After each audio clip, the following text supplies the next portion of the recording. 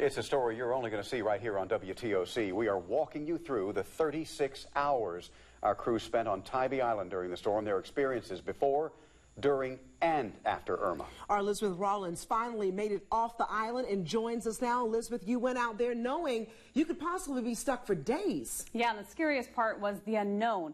What type of damage would there be? How long would we be stuck without power? And how long would we actually just be stuck there? So we had to prepare and pack non-perishable food, water, lots of rain gear, and a generator to keep our batteries and cameras charged so that we can continue to be a part of the live coverage. The island was a ghost town Sunday afternoon. Homes and businesses were already boarded up. Many had left and some were hunkering down on the island. And from the beach, it was evident that the storm was quickly approaching. The sand is literally just moving sideways across the beach. But that was just the beginning. Conditions were getting worse by the minute. When I went to get out of the car earlier, I thought it was locked. It actually wasn't. That's how much pressure was being pushed against the car. So it's starting to get pretty dangerous out here at this point. At one point, we tied a rope around a tree just so I could hold on to it. But as we moved around the island, we quickly realized there was a big difference just being a block or two from the beach. We've gone up and down and up and down. We hit a lull and now things are kind of picking up again.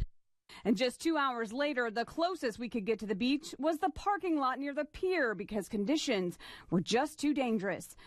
I'm actually having to brace against the storm at this point. We could hear the winds howling all night, and by Monday morning, the entire island was without power, and we weren't venturing out past the front porch of the home where we were staying. It maxes out around 8 feet, so. We also started to see some damage.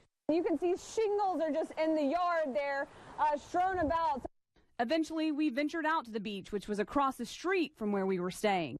Look how close the water is. So we're just a couple of feet from the water to the walkway. So we're definitely going to see that high tide today. The water came fast and furious on Highway 80, nearly trapping us within seconds of arriving at the Lazaretto Creek Bridge.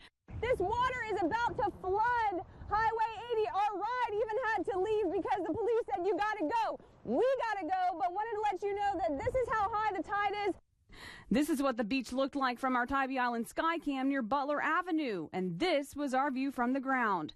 Wow, that was wow, water in my boots.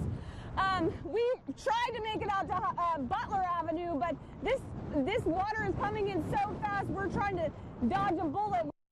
We never even made it to Butler Avenue that day because many of the roads were underwater, but we did talk to residents who had just witnessed the water take over their neighborhood. Within maybe 15 minutes, this road was covered, and then it took about 30 minutes to cover all this. And I just got done talking to a lady who said she's never seen flooding like this. They definitely didn't see this type of flooding during Hurricane Matthew. And those whose homes flooded during Hurricane Matthew flooded again. The ones on the left-hand side of Miller and Lewis Avenue, and from about 10th Street down to 18th Street, if they were on the ground, they totally flooded out all over again.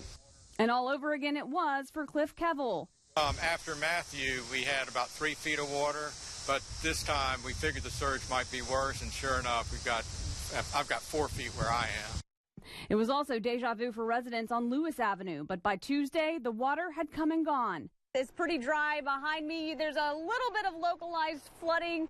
Tuesday morning, we went on an exclusive ride-along with Mayor Jason Buelterman, who was able to see the flooding via helicopter immediately after the surge. What I saw is evidence that things were much worse than they were, from a flooding perspective, than they were with Matthew. And dry roads meant we could finally get down to see the damage near the pier for the first time. You can see the balcony was completely wiped out from this top unit. And down the street, the entire roof had been ripped off, flooding this building from top to bottom. By Tuesday afternoon, Highway 80 was back open, and Georgia Power was making progress. In the last 10 minutes, businesses here on Tybee actually just got their power back. Those lights just came on. And as our coverage on Tybee was coming to an end, it was evident this was just the beginning. For many, it felt like the button had just been reset. Some had just finished recovering from Hurricane Matthew just 11 months ago. And while it may be a setback, it's evident the strength and determination from this island community is stronger and more powerful than any hurricane. With Matthew, we had a lot of that debris removal and a lot of wind damage. This time it's mainly that flooding, so a different type of recovery process that starts now. We're live from Tybee. Elizabeth Rollins, WTOC News. Now, the mayor has already been in contact with officials at the White House working with the federal government about getting funding for those whose homes were damaged. Dawn?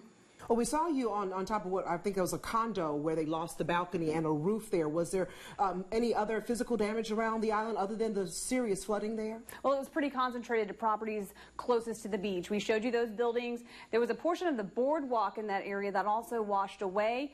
Over on the north end of the island, there was also a little roof damage to some of those homes and properties over there. All right, Elizabeth Rollins, thank you for that report. Amazing to see what you went through over those 36 hours there on Tybee Island, but great coverage. And thank you.